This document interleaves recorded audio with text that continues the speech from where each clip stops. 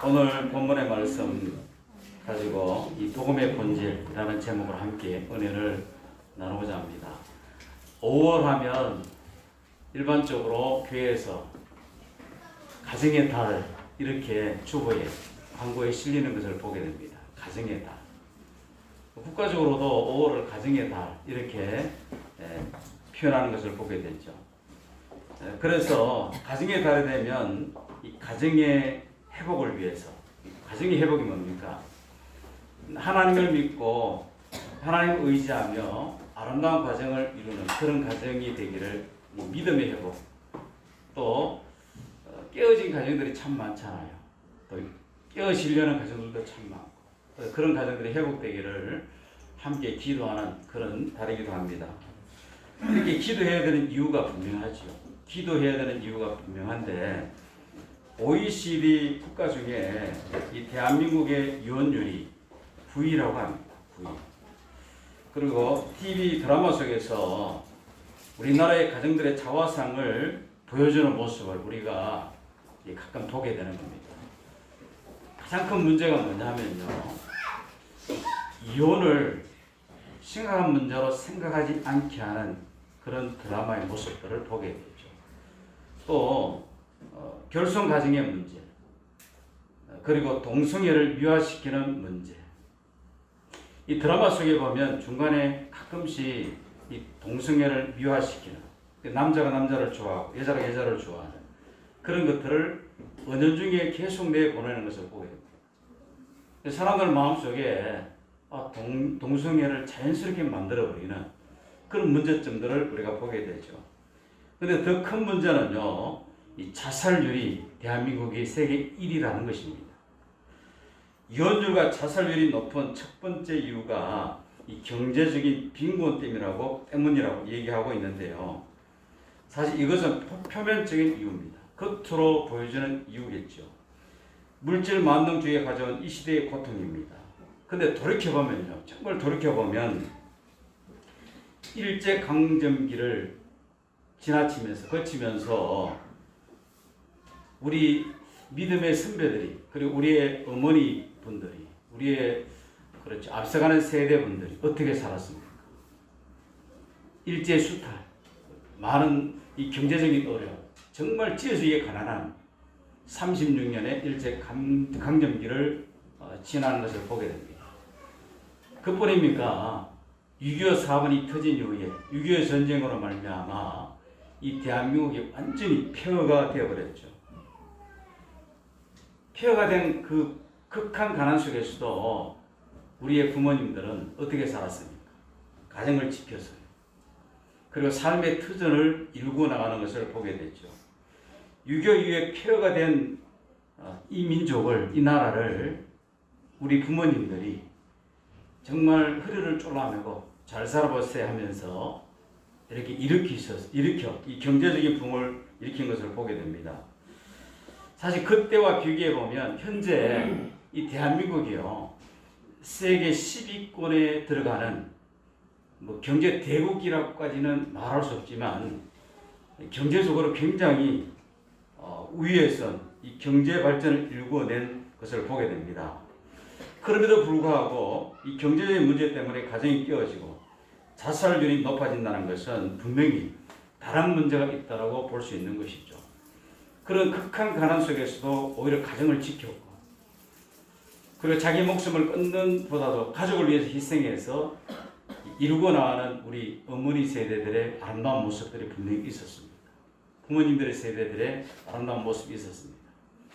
그에 비교하면 지금은 비교가 안 되는 경제적으로 누리고 사는 그런 시대에 살고 있어요. 그렇다면 이 경제적인 문제보다 다른 문제가 있다고 보는 것이죠. 여기서 우리는 좀 더 깊이 생각해야 됩니다. 이 본질적인 문제는 죄의 문제고 영적인 문제라는 것이죠. 가정이 깨어짐으로 파생되는 문제들은 여러 가지입니다. 그중에 가장 중요한 것은 이 자녀들의 문제인 것이죠. 우리의 자녀들이 경제적으로 부유하게 살아가는 것보다 더 본질적으로 중요한 문제는 하나님께 돌아오게 하는 것입니다. 사실 한국이 경제가 부흥했습니다. 그런데 그 이면에 자세히 보면 한국 교회가 부흥했음을 보게 돼요. 한국 교회가 막 부흥이 일어날 때 경제도 같이 부흥이 일어나는 것을 보게 됩니다. 한국 교회가 막 부흥할 때 앞서간 우리 세대들, 그렇죠? 앞서간 세대들, 목사님들, 그리고 지금 현재 목회를 하는 목사님들, 목회를 참 열심히 하고 잘하셨습니다. 근데 아쉬운 것은 정말 다음 세대를 위해서 좀 더 많이 준비했더라면 현재 오늘날 교회가 겪고 있는 정말 다음 세대들이 텅텅 비어버리는 그런 현상이 일어나지 않았지 않나. 물론 유럽을 보면요, 유럽이 그 과정을 겪는 것을 보게 됩니다. 유럽에도 부흥이 일어나서 서구 유럽 교회가 부흥이 일어났습니다. 그런데 다음 세대들이 물밀듯이 빠져나가버려요. 그래서 교회가 이 박물관화 되어버리는, 그리고 이 교회를요, 이 무슬림에서 사서, 이슬람이 사서 교회를 완전히 이슬람 상원으로 만들어버리는 그런 현상들이 서구 유럽 교회들에게 많이 나타나는 것을 보게 됩니다. 이 다음 세대들에 대한 이 복음의 번제를 심어주지 못하기 때문에 그런 현상이 일어나지 않았나라는 그런 진단을 해보는 것이죠. 그래서 우리의 자녀들이 경제적으로 부유하게 살아가는 것도 중요합니다. 부모님 세대들, 그렇죠? 그분들이 교육열이 굉장히 높았어요. 한국을 굉장히 교육열이 높은 나라로 보고 있습니다. 그래서 이 가난을 물려주기 싫어서 너는 열심히 공부해서 가난한 자가 되지 말라. 이 가난에서 벗어나라 하면서 열심히 공부를 시켜서 여러 가지로 우리에게 많은 유익을 줬습니다. 그런데 문제는 뭐냐면 이 복음으로 그들을 훈련시키고 복음의 본질을 그들에게 깨닫게 하는 데는 부족했지 않나, 그런 생각을 해보게 되는 것이죠. 그래서 경제적으로 부유하게 사는 것, 잘 살아보세요. 얼마나 좋습니까? 열심히 공부하고 열심히 일해서 정상적인 궤도에 이르러서 많은 사람들이 기죽지 않고 살아가는 이 경제적인 부를 창출해내는 그런 자녀들이 되는 것 굉장히 중요하죠. 그런데 더 중요한 것은요, 그들이 정말 하나님께로 돌아와서 하나님을 경외하고 하나님을 믿는 그런 신앙으로 굳게 세우는 데는 굉장히 문제가 많았다라는 생각을 해보게 됩니다. 그래서 하나님께서 돌아오게 하는 것, 그리고 말씀으로 양육하는 것, 우리의 자녀들이 말씀 안에서 하나님께 붙잡혀서 살아가기만 하면 사실은요, 모든 문제가 해결되죠. 모든 문제가 해결된다. 저는 100% 확신합니다. 자녀들이 하나님께 붙들리고 하나님 말씀 안에 세워지고 신앙에 세워지면 사실 모든 문제는 게임 아웃이에요. 그러지 못하기 때문에 문제가 되는 겁니다. 목사인 저 자신도요, 말씀에 붙들리고 하나님께 붙들리면 아무리 큰 문제도 작아 보입니다.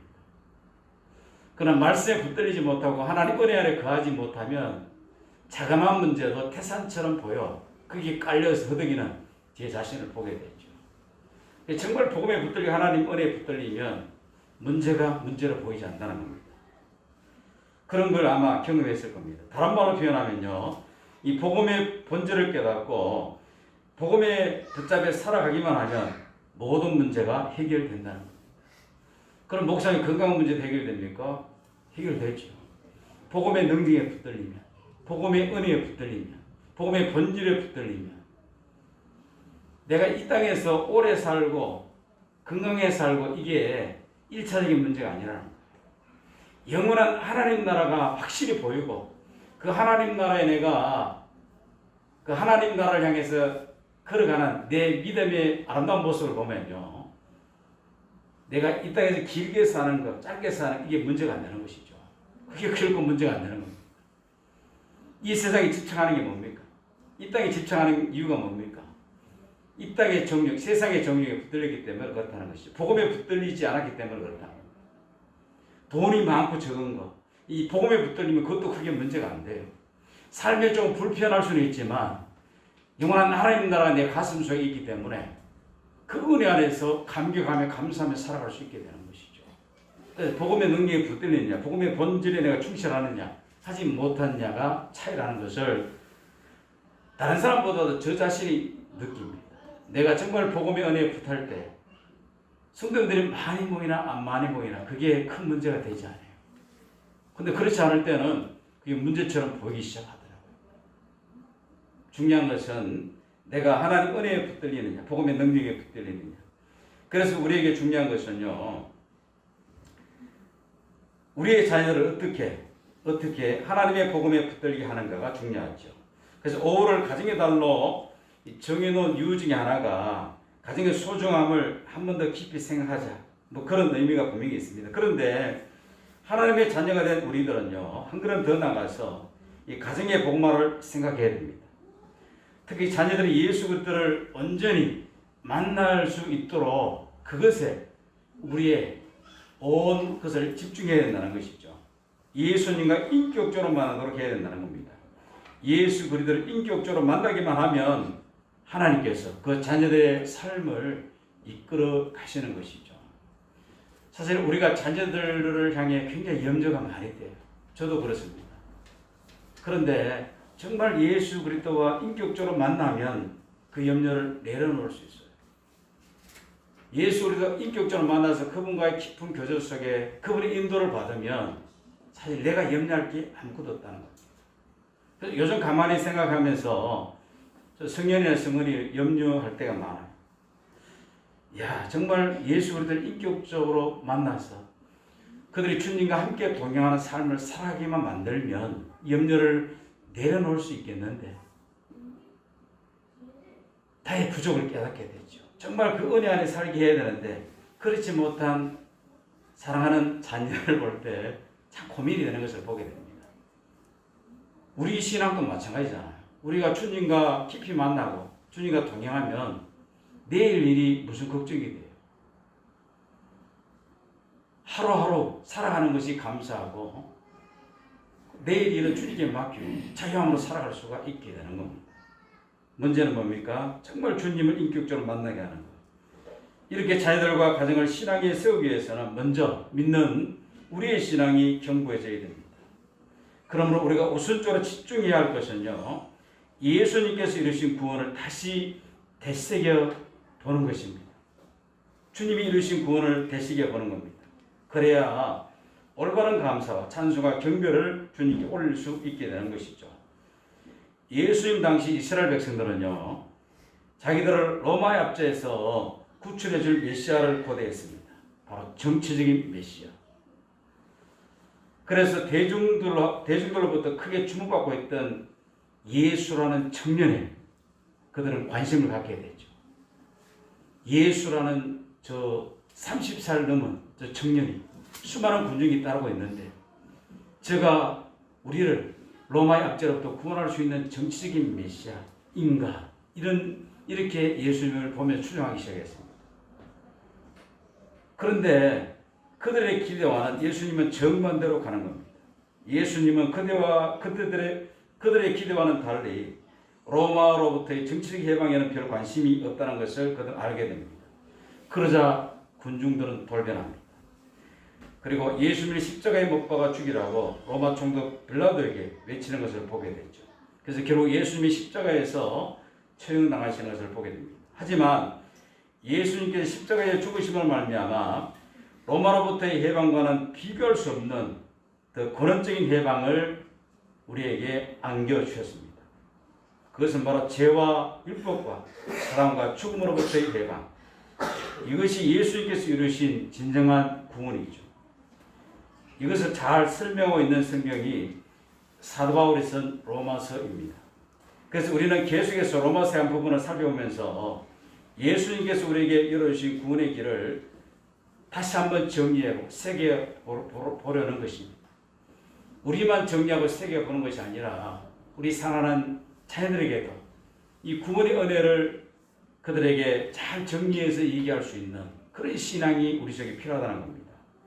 대부분의 성경학자들은 오늘 우리가 보고 있는 이 본문이 로마서에서 가장 중요한 부분 중에 한 부분이라고 얘기하고 있습니다. 그 이유는 기독교의 복음을 아주 명료하게 설명하고 있기 때문에 그렇습니다. 영국의 웨스트민스터 교회에서 30년간 목회하면서 큰 은혜를 끼친 로이드 존스라는 목사님이 계십니다. 그분 로마서를 강의할 때는요, 일반적으로 로마서 1장 1절부터 시작해서 강의를 시작합니다.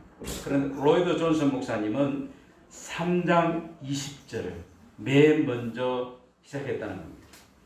로마서 3장 20절이 무슨 말씀입니까? 우리 다 같이 한번 읽어볼까요? 3장 20절 시작. 그러므로 율법의 행위로 그의 앞에 어렵다 하심을 얻을 육체가 없나니 율법으로는 죄들을 깨달음이니라. 왜냐하면요, 바로 구원의 교회를 빨리, 하루라도 빨리 전하고 싶어서 그랬다는 겁니다. 하나님의 의를 전하고 싶어서 차례를 기다리지 못했다는 것이죠. 오늘 함께 본 본문은요, 로마서 중에서도 굉장히 중심적인 그런 내용이라는 겁니다. 유명한 시 윌리엄 카우퍼는요, 내가 살아서 무엇하나 하면서 괴로워하다가 좌절 속에 빠진 적이 있었습니다. 사실 우리도 내가 살아서 뭐하나 이런 좌절이 밀려올 때도 있죠. 없습니까? 저는 있는데 살아서 뭐하나. 그래서 그 고민하면서 그 창가에 의지에 앉아서 성경을 펼쳤는데 그때 로마서 3장 25절의 말씀이 눈에 들어온 겁니다. 이 예수를 하나님이 그의 피로서 믿음으로 말미암는 화목제물로 세우셨으니 이는 하나님께서 길이 참으시는 중에 전에 지은 죄를 간구하심으로 자기의 의로우심을 나타내려 하심이니. 자, 여러분, 제가 읽어 들었는데요, 이 카우퍼처럼 그런 감동이 옵니까? 이 내용이 내 가슴 속에 확 들어옵니까? 다시 한번 보면 이 예수를 하나님이 그의 피로서, 예수의 피로서 믿음으로 말미암는 화목제물로 세우셨으니, 예수를 믿음으로 말미암는 화목제물로 하나님이 세우셨다는 겁니다. 하나님과 우리 사이에 화목하지 못했는데 구약시로 변한 화목제물로 하나님과 우리 사이를 화목하기 위해서 화목제물로 예수님을 세우셨다는 그 피로서. 이렇게 한 이유는 하나님의 길이 참으시는 중에 죄인을 위해서 기에 참으시는 하나님, 그렇죠. 그리고 전에 지은 죄를 간구하심으로, 전에 지은 죄를 본문에서는 간과하심으로, 간과라는 말은 큰 관심 없이 대강 보아 넘김, 이런 의미가 있죠. 사실은 성경을 보면 전에 지은 죄를 기억도 안 하시고, 전에 지은 죄를 다 덮어버리시고, 전에 지은 죄를 바다 깊이 던져버리시고, 이런 표현들을 성경은 쓰고 있습니다. 그리고 자기의 의로우심을 나타내려 하십니다. 예수 그리스도의 십자가에 내어줌으로 하나님의 의로우심을, 하나님의 의를 나타내기 위해서 그렇게 하셨다는 거예요. 그래서 카우퍼는 이 말씀을 읽으면서 나의 죄를 하나님이 없다 하시고 하나님과 내 사이에 화목제물로 예수님을 세우셔서 하나님의 의를 나타나셔서 그 의로 말미암아 내가 구원을 받았구나, 이것을 깨닫게 된 것이죠. 이 말씀을 읽는 순간 큰 감동을 받게 됩니다. 그는 그때의 감동을 이렇게 기록해 놨습니다. 그것을 읽고 나는 큰 힘을 얻었다. 의의 태양빛이 전혀 가림없이 내게 비추어졌다.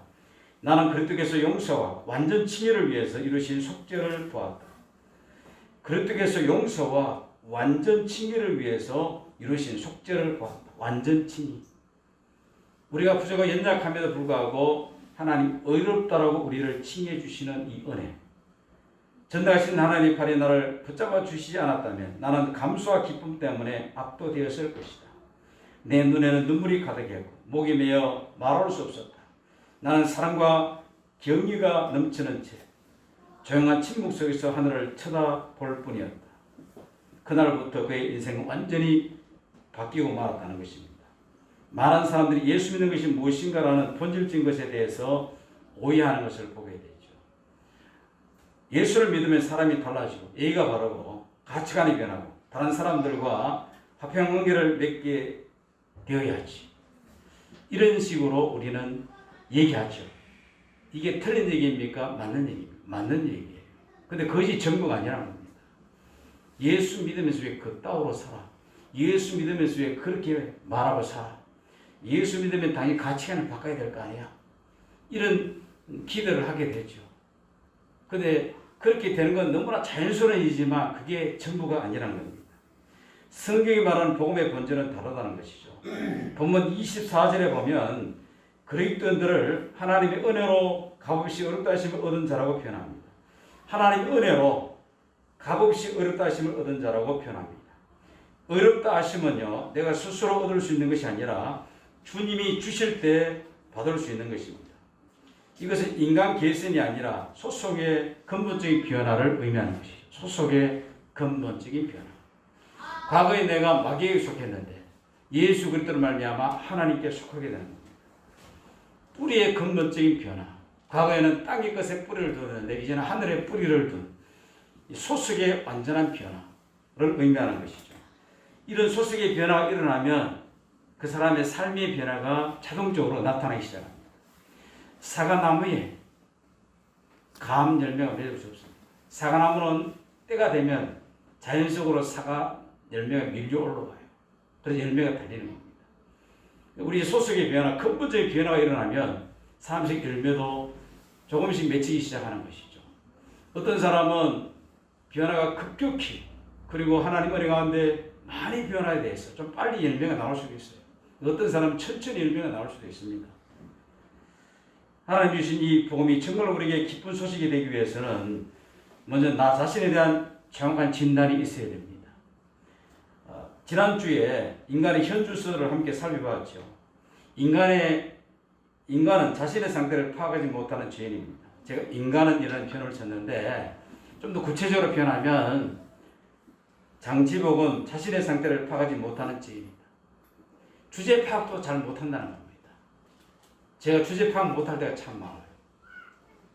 그게 바로 인간의 모습이라는 겁니다. 자기 주제 파악도 잘 못하는. 소크라테스가 자기 자신을 알라 그랬는데 자기 자신을 잘 모르는 죄인이에요. 또 입술로 범죄하는 죄인입니다. 목사니까 거룩한 말만 하겠지. 목사니까 옳고 좋은 말만 하겠지. 아니에요. 이 거친 말이 튀어나올 때가 있어요. 특히 운전할 때. 정말 저거 왜 저렇게 운전하지? 이렇게 막 갑자기 입에서 툭 튀어나오는 것을 보게 됩니다.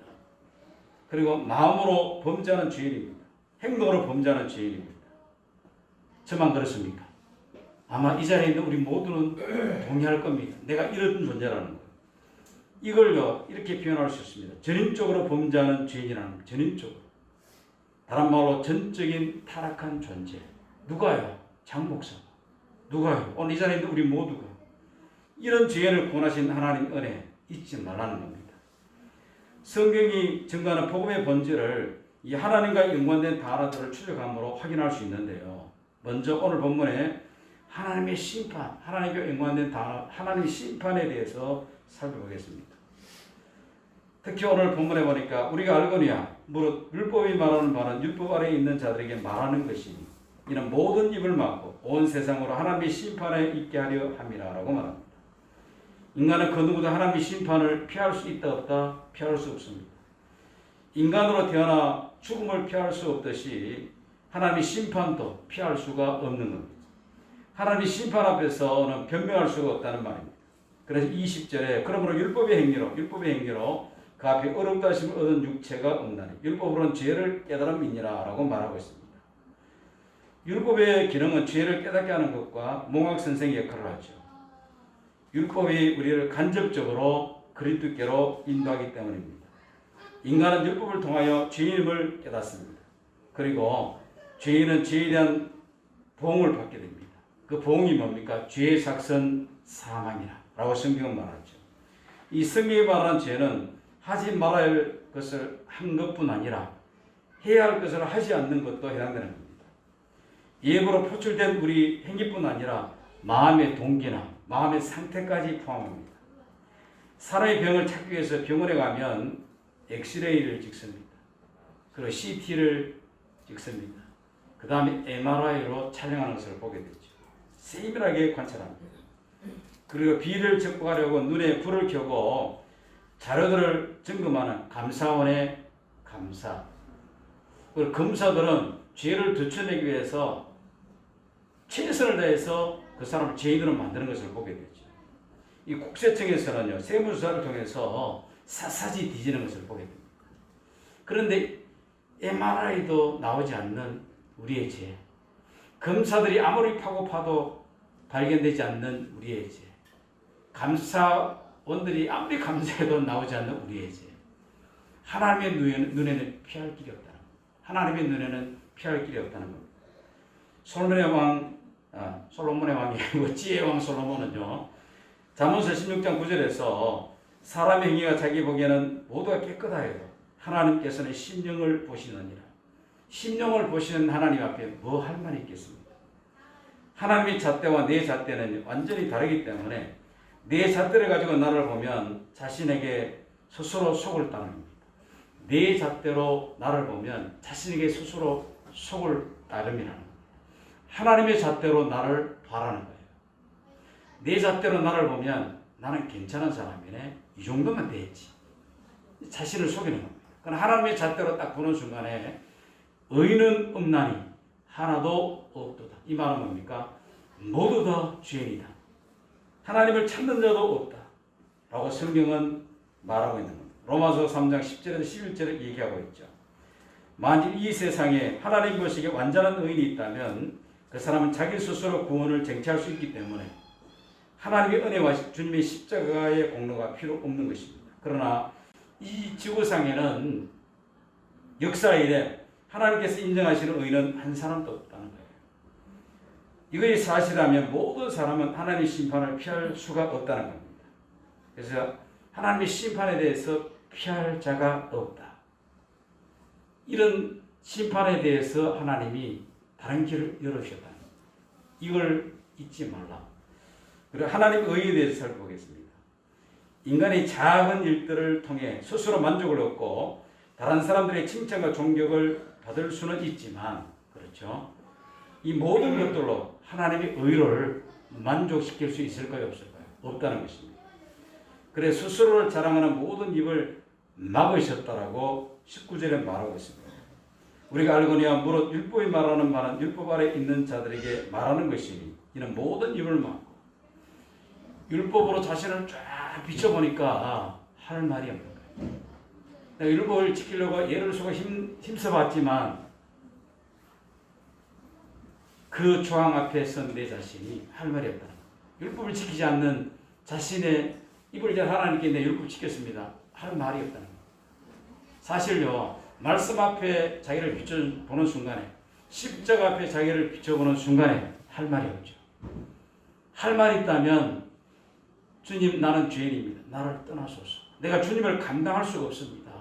내가 죄인이기 때문에. 그리고 하나님의 심판 아래 있음을 깨닫게 됩니다. 심지어 예수 믿는 우리의 믿음도 공로가 될 수 없습니다. 우리가 구원을 얻는 믿음도 우리 스스로가 얻는 것이 아니라 하나님께 선물로 주신 은혜죠. 그래서 에베소서 2장 8절에서 10절에 너희는 은혜로 의하여 믿음으로 말미암아 구원을 받았으니 이것은 너희에게서 난 것이 아니요 하나님의 선물이다. 행위에서 난 것이 아니니 이는 누구든지 자랑하지 못하게 함이라라고 말합니다. 어떤 모습이든 하나님의 완벽한 의, 하나님의 거룩하심을 만족시킬 인생은 이 세상에 아무도 없습니다. 율법에 의한 인간의 의는요, 하나님의 의를 만족시킬 수가 없다는 겁니다.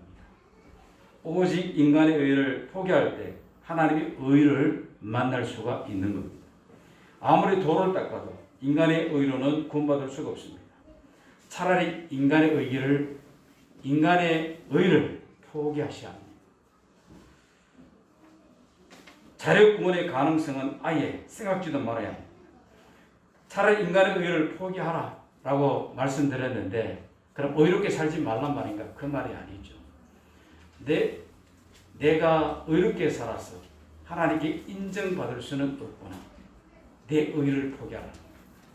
그럴 때 하나님의 의가 우리에게 다가오는 것이죠. 그 하나님의 의 안에서 말씀으로 살아가면 하나님의 의가 내 의가 되고 이제 하나님의 의가 드러나기 시작합니다. 하나님 안에서 하나님의 의가 막 드러나기 시작하는 것이죠. 우리가 착한 일을 하는 것, 우리가 남을 섬기는 것, 우리가 교회를 열심히 봉사하는 것, 이제 하나님의 의가 막 드러나기 시작합니다. 내 의는 간데 온데 없고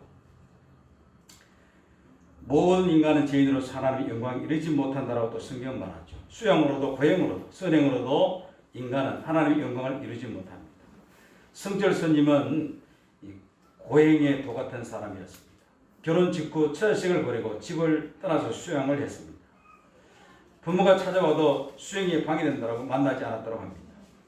거처에 철조망을 치고 10년 동안이나 아무도 못 들어오게 했다는 것이죠. 16년 동안 쌀가루와 소리가루만 먹고 살았습니다. 그리고 8년 동안 눕지 않고 자면서 수행을 했다고 합니다.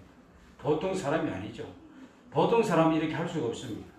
이 사람은 정말 놀라운 사람입니다. 그런데 그가 마지막에 이런 말을 남겼습니다. 나는 한평생 무수한 사람을 속였으니 이 제업이 하늘에 가득 차서 수미산보다 더 높다. 산채로 떨어져 그 하안이 망갈래니 한 덩이 불덩이가 푸른 산에 걸려있다. 평생을 후회하는 말인데 그 속에는 구원받은 자의 소망이 없습니다. 자기의 그런 수행의 모습이 오히려 다른 사람을 속였다는 거예요. 아, 성철 스님은 대단한 분이구나. 대단한 의인이구나. 라고 사람들이 막 칭송했지만 오히려 그 자기의 모습을 보니까 이런 것들이 다른 사람을 속이는 행위였다. 라고 그는 고백했다는 거예요. 그럼 오직 하나님의 의인 예수 그리스도를 믿음으로만 구원받게 된다는 것이죠. 그래서 하나님의 심판 아래 있고 하나님의 의가 나타났는데 그 의가 예수 그리스도인데 오직 예수 그리스도를 믿을 때 우리에게 놀라운 구원의 역사가 있음을 성경은 말하죠. 하나님의 영광에 대해서 살펴보면요. 하나님의 영광에 이를 인생도 아무도 없습니다. 모든 사람이 죄를 범하기 때문에 하나님의 영광에 이르지 못하더니라고 말하죠. 하나님의 영광은 하나님의 완전하심을 의미합니다. 죄를 범한 것은 과거형 동사이고 하나님의 영광에 이르지 못하는 것은 현재형인데 주어는 모든 사람입니다. 인류 조상 아담이 죄를 범했는데 그 죄의 대가가 후손들에게도 계속 유전되었고 그 결과로 모든 사람이 하나님의 영광에 이르지 못하는 것입니다. 모든 사람이 죄를 범해 하나님의 완전하심을 상실하여 미달된 상태에 있다는 것입니다. 그럼 어떻게 해야 우리가 구원을 얻을 수 있습니까? 바로 하나님의 은혜죠. 복음은 어디에 있습니까? 하나님 은혜 안에서 나타났습니다. 많은 사람들이 이런 상태에서 자신은 괜찮은 인간이라는 것을 증명하기 위해서 갖가지 예를 많이 쓰는 것을 보게 됩니다. 그래 종교를 만들기도 하고 철학을 연마하기도 하고 뭔가를 성취하기 위해서 땀을 흘리며 열심히 노력합니다. 이게 나쁘다는 게 아니죠. 인간 나름대로 최선을 다해 그렇게 노력하는 모습, 그렇지 않는 사람보다 훨씬 훌륭한 겁니다. 그러나 하나님이 은혜 안에서 봤을 때 그건 아무것도 아니다라는 것을 성경은 말하고 있다는 겁니다. 한 예가 누가복음 18장 9절에 14절에 바리새인과 세리이죠. 바리새인의 기도를 들어보면 바리새인은 서서 따로 기도하여 가로되 따로 서서 하나님께 기도하여 가로되 바리새인과 세리가 만약 성전에 함께 들어갔으면 바리새인들은 세리하고 같이 있지 않고 따로 서서 하나님께 기도해서 가로되 하나님이여 나는 다른 사람들과 특히 이 세리들과 같지 않음을 감사하나이다. 나는 일에 2번 금식하고 또 소득의 11조를 드리나이다. 이게 뭐 기도입니까? 자랑입니까? 자랑이죠. 그의 자랑스럽다고 생각한 행위를 가지고 하나님 앞에 나갔지만 결코 하나님께서 용납 받아주지 않으셨다는 겁니다. 그러나 세리의 기도를 들어보면 세리는 멀리 서서 감히 눈을 들어 올려 보지도 못하고 특히 바리새인들 보니까 주눅이 들었어요. 바리새인들은 앞에서 막 손을 들고 하나님 보십시오. 내가 이런 일도 했고 저런 일도 했고 이런 사람입니다. 저 뒤에 있는 세리와 나는 완전히 다른 사람입니다. 그러니까 세리가 얼마나 주눅들겠어요. 그 뒤에 쭈그리고 무릎 꿇고 앉아서 하나님께 기도하는 것이죠. 가슴을 치며 가로되 하나님여 불쌍히 여기시옵소서. 나는 죄인으로서. 바리새인의 기도와는 정반대입니다. 하나님의 결론도 우리의 예상을 뒤엎은 정반대이죠. 내가 너희에게 이르노니 이 사람 세리 이 사람이 저보다 바리새인보다 어렵다 하심을 받고 집에 내려간다니라. 무릇 자기를 높이는 자는 낮아지고 자기를 낮추는 자는 높아지리라. 이 비유를 말씀하신 이유가 자기를 어렵다고 믿고 다른 사람을 멸시하는 자들 때문에 이 비유로 말씀하시는 것이죠. 스스로를 어렵다고 믿는 자들에게 그 의로움의 허상을 깨트려주는 그런 말씀이라는 겁니다. 회개도 사람들은 하루에 5분, 5번 이상을 정해놓고 기도하고 1년에 한 차례 라마단 기간에 40일 동안 금식을 합니다. 이게 대단한 것이죠. 하루에 5번 기도하는 거. 이 보통 사람이 할 수 있는 겁니까? 티베트 힌두교는요, 어릴 적부터 산을 순례하며 고행을 합니다. 중세 시대에는 나무 기둥 선자리에서 나무 꼭대기에 올라앉아 돌을 닦고 우리나라에서도 면벽, 그렇죠. 벽을 보고 수년 동안 수행하고 각종 명상이나 수도했다는 사람들이 많습니다. 그러나 인간의 행위가 하나님 앞에 우리의 공로가 되거나 이것으로 하나님의 의에 절대로 도달할 수가 없다는 겁니다. 여기에서 인간은 절망할 수밖에 없는 것이죠. 하나님의 심판의 칼날이 있습니다. 하나님의 거룩한 의를 만족시킬 수가 없습니다. 하나님의 영광에 이르지도 못합니다. 이런 절대절명의 순간에 하나님께서 우리에게 주신 새로운 길이 있음을 성경이 보여주고 있는 것이죠. 바로 21절에서 22절의 말씀입니다. 우리 21절에서 22절 함께 시작. 이제는 율법에 하나님의 한 의가 나타났으니 율법과 선지자들에게 증거를 받은 것이라. 곧 예수 그리스도를 믿음으로 말미암아 모든 민자에게 미치는 하나님의 의에 차별이 없느니라. 아멘. 율법 아래서는 그것을 다 지킬 수 없는 우리 행위의 한계 때문에 정죄를 받고 죄의 결과인 하나님의 심판을 받을 수밖에 없지만 달리 방법이 없는 인간에게 하나님께 친히 마련해 주신 구원의 길이요 율법과 선지자들에게 증거를 받은 하나님의 의가 나타났다는 것입니다. 율법과 선지자들의 증거를 받은 율법이 그것을 말했고 선지자들이 그것을 말했던 그 하나님의 의가 나타났다는 겁니다. 그 의는 예수 그리스도이시라는 것이죠. 믿음으로 예수님을 영접한 자는 예수님의 의가 곧 내 의가 되고 그 영광이 내 영광이 되는 겁니다. 그래서 하나님의 영광에 이르지 못하는 우리가 믿음으로 예수 그리스도를 받아들일 때 예수님의 의가 하나님의 의가 곧 내 의가 되고 그 영광이 내 영광이 됨을 성경은 우리에게 말하고 있다는 겁니다. 우리는 예수 그리스도의 구속으로 말미암아 하나님의 은혜로 값없이 어렵다 하시고 얻은 자가 되었다는 겁니다. 이것이 복음의 본질이죠. 그렇습니다. 예수님 안에 참 생명이 있습니다. 왜 참 생명? 예수님 안에 참 소망이 있습니다. 예수님 안에 참 평안이 있습니다. 왜 참이라는 단어를 붙였을까요? 이 땅에도 평안이 있고 소망이 있고 생명이 있습니다. 그런데 참 생명, 참 소망, 참 평안은 예수 안에 있다는 것이죠. 삶의 유일한 의미가 예수 안에 있습니다. 예수 그리스도가 복음의 핵심이라는 것이죠. 구원을 받는 내가 치료값이 없지만 하나님께서 우리에게 구원을 주시기 위해서 독생자 예수님을 십자가에 내어주시는 하나님의 대가 지불. 이건 엄청난 대가 지불이라는 것입니다. 하나님께 주신 값을 우리는 소홀히 여기지 말아야 한다. 나를 구원하시기 위해서 예수님을 십자가에 내어주신 하나님의 대가 지불. 그걸 우리는 무시하지 말아야 된다. 내가 구원받기 위해서 하나님의 희생을 잊지 말라는 거예요. 그 은혜를 기억하면 하나님의 뜻대로 살려고 예수가 몸부림치는 하나님의 사람이 되는 것이죠. 하나님의 은혜는요, 절망을 소망으로 바꿔주고 죽은 영혼을 그리스도 안에서 새 생명으로 바꾸는 놀라운 능력이 있습니다. 그렇다면 저와 여러분은 하나님 은혜로 영혼의 눈을 확실히 뜬 사람인가? 그리고 은혜에 대한 각성을 했는가? 우리는 자신을 돌아봐야 합니다. 우리는 5월 가정의 달을 보내면서 우리들 가정에 정말로 소중한 것이 무엇인가를 한번 깊이 생각해 봐야 합니다. 그것은 하나님의 은혜로 예수 그리스도로 말미암아 우리에게 주어진 구원이죠. 이게 가장 소중한 거구나. 이 놀라운 복음의 능력을 온 가족이 함께 누릴 수 있도록 기도하고 그리고 정말 우리의 자녀들이 예수 안에 돌아올 수 있도록 내가 최선을 다해야 되겠구나. 사실은요. 아내가 남편을 구원하는 것, 남편이 아내를 구원하는 것 굉장히 어려워요.